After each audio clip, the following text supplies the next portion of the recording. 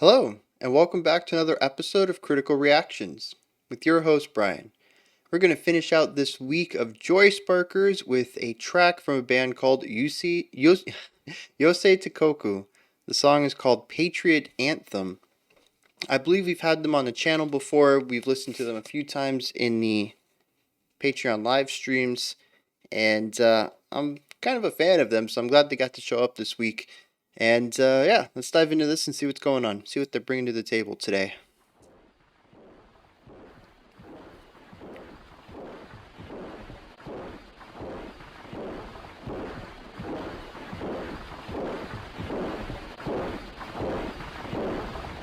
Wow, very muffled and compressed, almost footstep sounds.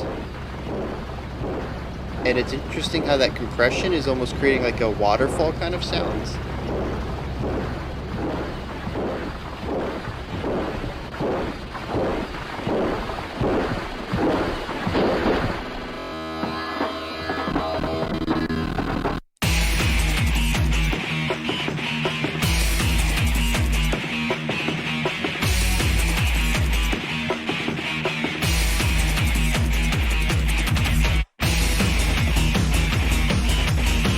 Yeah, so a little bit of an electronica idea going on here with the texture.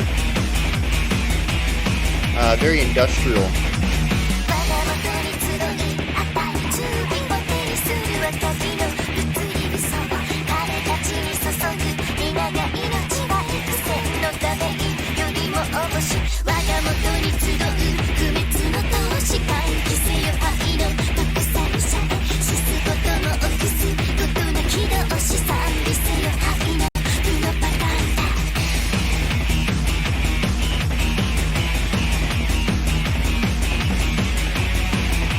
Yeah, it's interesting that the snare and bass are emphasizing downbeats on the moment that they're being utilized, but the rest of the rhythm seems to emphasize the offbeat.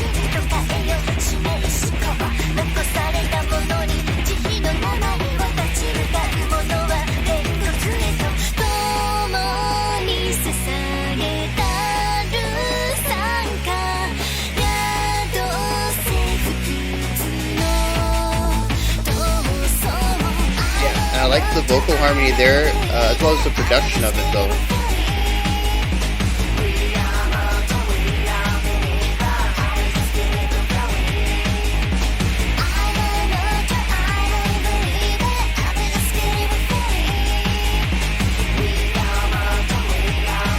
The guitars are pretty wide in this section as well.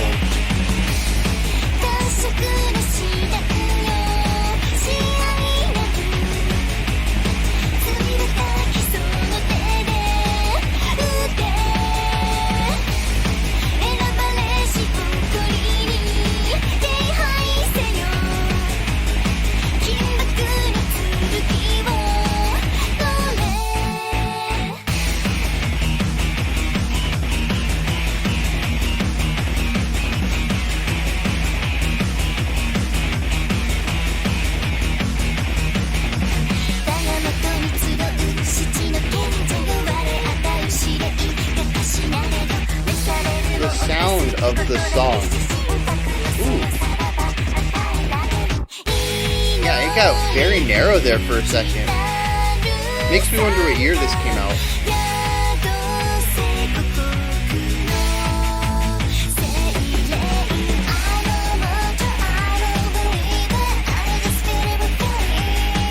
It has this weird sparse thing going on right here where a lot of the sound floor cut out.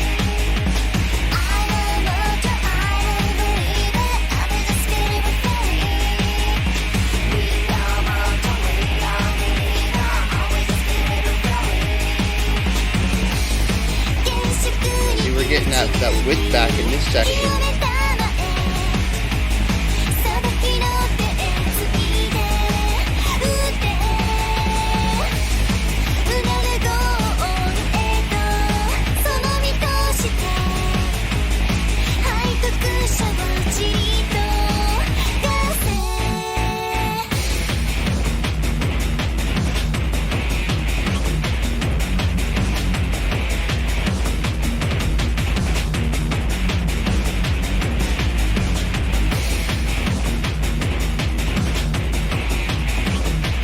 Yeah, lots of forward momentum and drive right here, though. Just really chugging forward, pushing the song to the ends.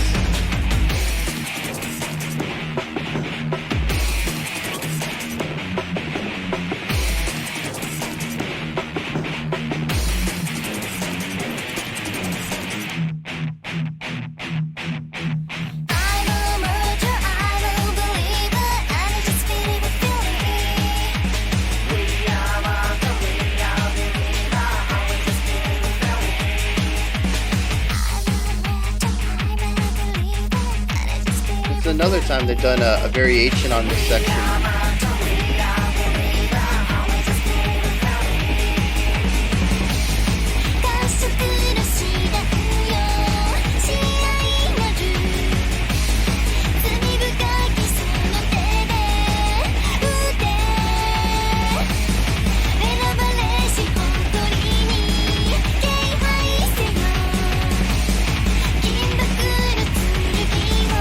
Those bass kicks right there.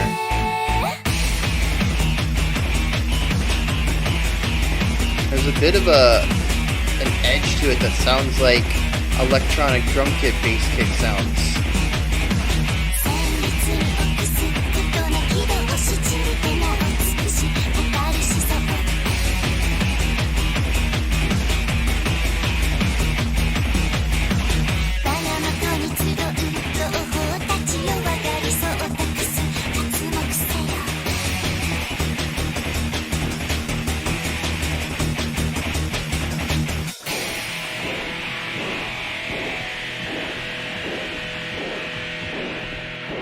All right.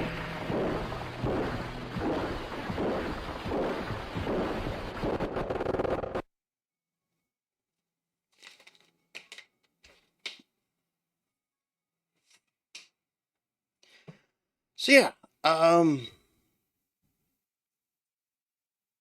not not what I was expecting from them. This reminds me more of like a 2000s industrial track, something you might hear in maybe even something you'd hear in like a goth nightclub, if that makes any sense. There's just a lot of that angsty grittiness to the textures of the guitars. There's that almost electronic element to the drum sounds. It's more of a muffled. It's not as bright as an acoustic drum kit tends to be. And it comes together to create a sound, to me at least, that sits between the ideas of a live guitar and drum kit and bass, possibly a bass, and electronic versions of these. And it makes the song kind of sit into that, like I said, that industrial idea where it's not quite electronic music, but it's not quite rock music either. It toes the line between the two. And to me, at least, that just kind of screams mid to late 2000s. And I don't I don't have a date for this. At least 2013 would be the high end, since that's when this was released, January 2013. But it's on an unofficial channel. But that definitely puts it at least, like I mentioned, either in the early 2010s or somewhere in the 2000s, most likely. Although I suppose it could also push it back into the 90s. I don't see this sound being from the 90s, but I suppose it could be, and then that would be very interesting for me. I think that would provide a new angle. Probably a bit more appreciation too, because I might even be ahead of their time. I don't know where industrial comes from. Kind of interested about that now. And I don't know if industrial is even the genre. Is industrial an electronic genre, and then we had industrial rock or industrial metal, or is industrial exactly what I think it is, and it's that meeting ground of electronic and rock metal stuff? Yeah, I don't know about that either. Definitely a genre I don't have a lot of exposure to, but I definitely have an idea of the sound of it. So yeah, let's dive into this song a bit. There's some cool things in here. I will preface I will preface that it didn't strike me as great. Uh, that's a bad way to put it. It bounced off of me. I want to say that. There's plenty of things in here, like I said, I want to talk about praise wise, but there's just a lot of stuff that didn't work for me. So let's start with the positive aspects, as I like to do.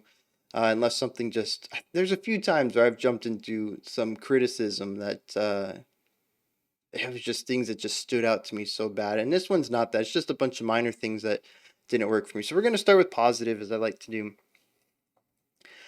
First of all, the soundscape of this song. I want to believe that this is live instrumentation: guitars, drums, bass, vocals. Um, the vocals would probably be live. The guitar, bass, and drums, though, I feel like they are real instruments being played physically and then being digitally modified to create this sound. I don't believe that this is a digital only music that's being created. And with that said, I want to praise a lot of the production. Even right off the bat, we had that stomping sound like somebody was walking in, and there was a lot of compression and muffledness to it that was creating, first of all, the idea of this giant entity. Definitely a lot of power and strength, poise, weight, uh, coming closer to the listener. But the compression was also creating this really interesting waterfall sound, almost like a white noise. I mean, compression does create white noise, but the specific angle of white noise that I was getting was like a waterfall. And I think that's pretty cool. I don't know if that was intentional. I don't know if there's anything to do with the song thematically, but it is something that I noticed. And one of those cool things. I've mentioned before, production's not my strong suit. So little tricks like that are very cool to me, even if they might be extremely simple in practice. Then we get to the tones of the instruments themselves, and I mentioned that a lot of these sounds kind of sit between rock, metal stuff, and electronic stuff.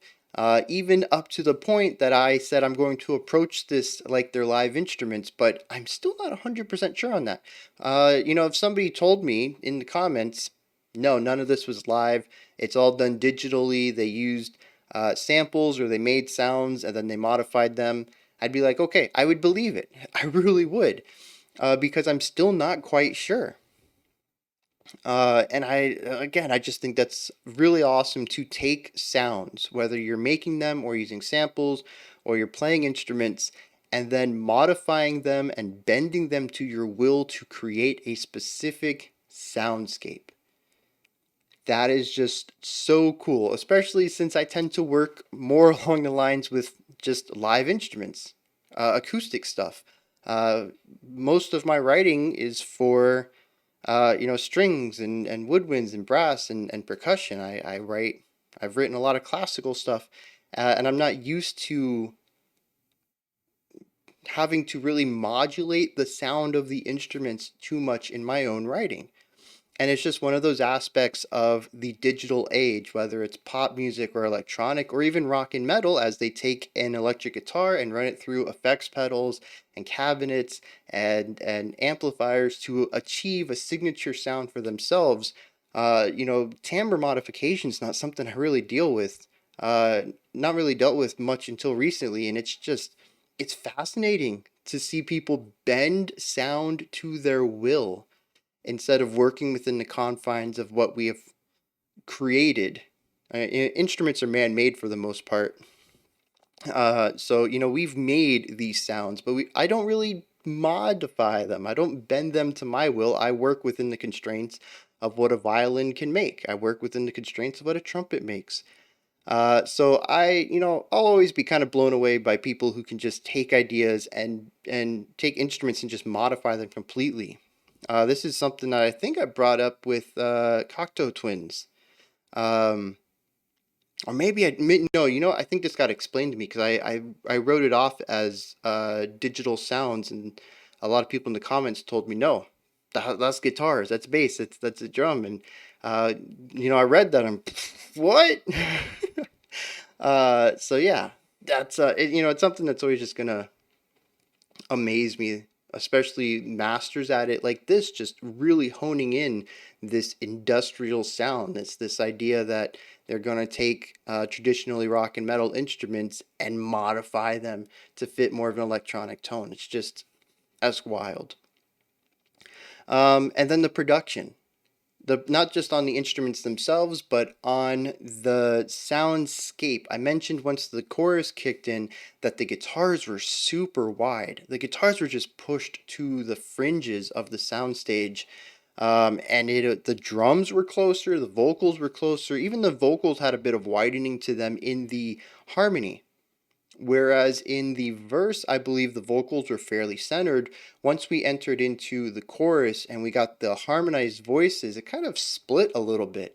It wasn't as wide as some of the other instrumentation that got pushed out in the production, but there was definitely an idea of one vocal being a little to the left and one vocal being a little to the right. And just having that separation between them was really interesting because not only could I hear them more clearly individually, but I still got that combined sound if that's what I wanted to hear, rather than if they were, if they were pushed further away. If they were like full left pan, full right pan, I think it would be more of a difficult time to hear the harmonization of it, the dyads that they're creating. But having them here, it was this weird middle point where it was easy to separate their sounds, but it was also easy to bring them back together and hear that unified harmony. So yeah, the production side, 100%. I'm here for it. I love it. And they did a fantastic job with that. Now, the music. This is where things get a little iffy for me because a lot of this is based on sonorism. It is a song designed to feel a certain way rather than have any sort of strong musical theory elements to it.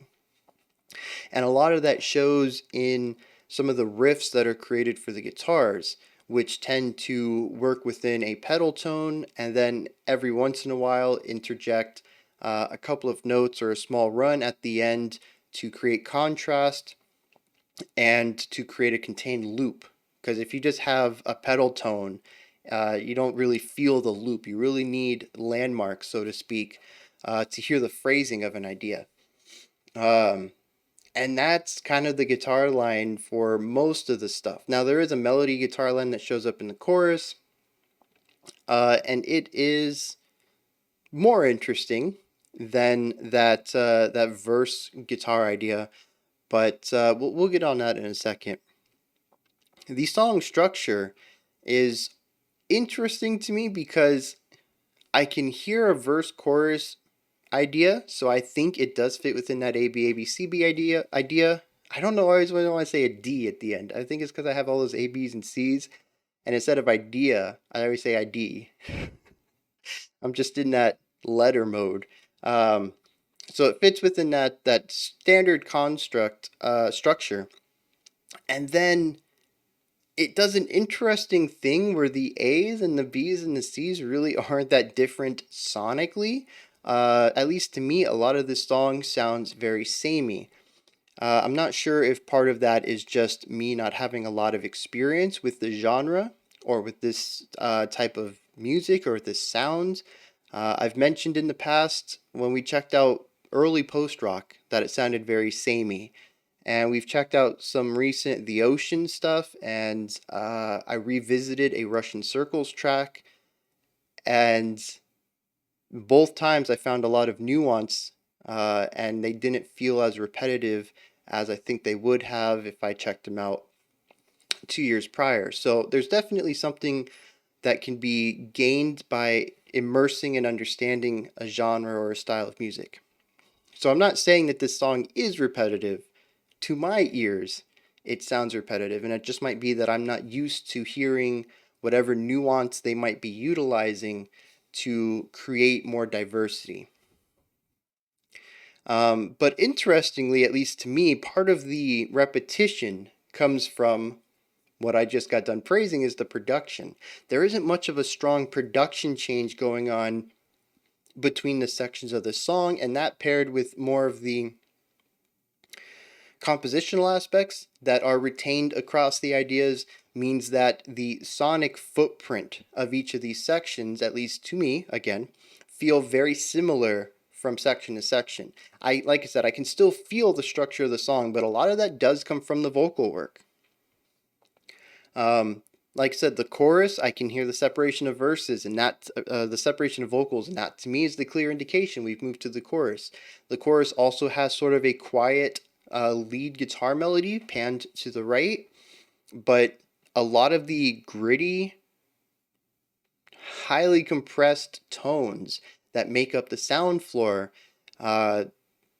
they just they're present all the time. There isn't too many moments of rest in the sound floor, and the notes are being muddied up or covered up by the hyper compression being put on these to get that really gritty industrial sound on these melodic instruments. And if there is a change in music that is happening, at least to my ears, it's being covered up. And I'm really just getting this staticky cracklingness on the sound floor that just retains through the entire track. So the melody is really the only thing that tells me when we've changed sections. And like I said, that's the vocals. And that's just because the vocals are exceptionally clear. If, for instance, instead of having clean vocals in this track, we had growls. We had black metal growls. And they had compression put on top of them, and they were pushed down into the mix to fit with everything else, there's a strong chance I might have felt this was 6 minutes of the same idea on loop. Just because, to me, the vocals are the only thing that really signify any landmarks about how this song is changing.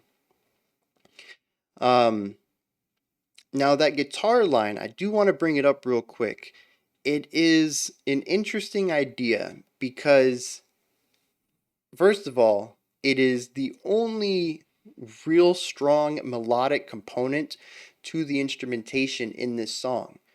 The vocals are really the only melody carrier in this track, except for this one moment the guitars come in, but it's quiet, it's panned right, and I don't think there's anything panned left to balance it out, so it feels a little bit odd. And it's really not doing anything too interesting. It's eighth notes, but they don't seem to have much of a pattern to them, which is interesting.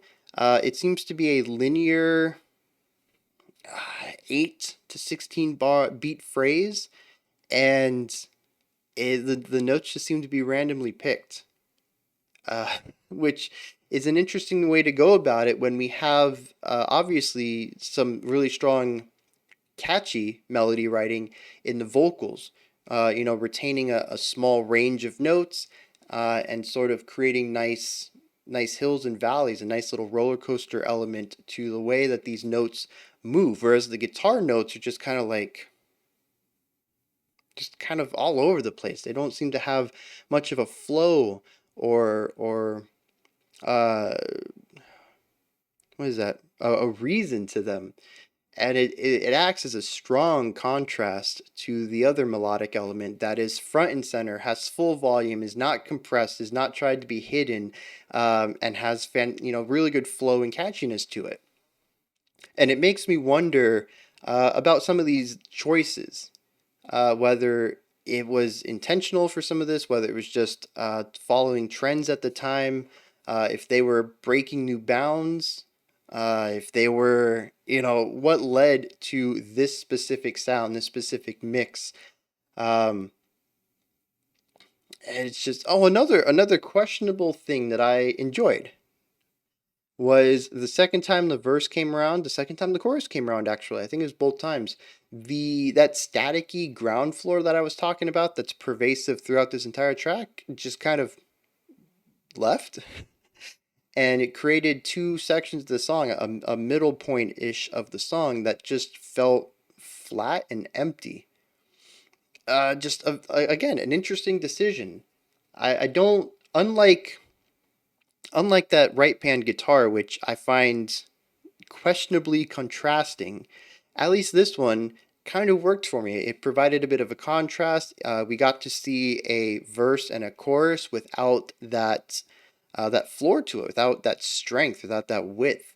I'm always down for that. If you're going to repeat a section, modify it a little bit. I've mentioned that a lot in the past.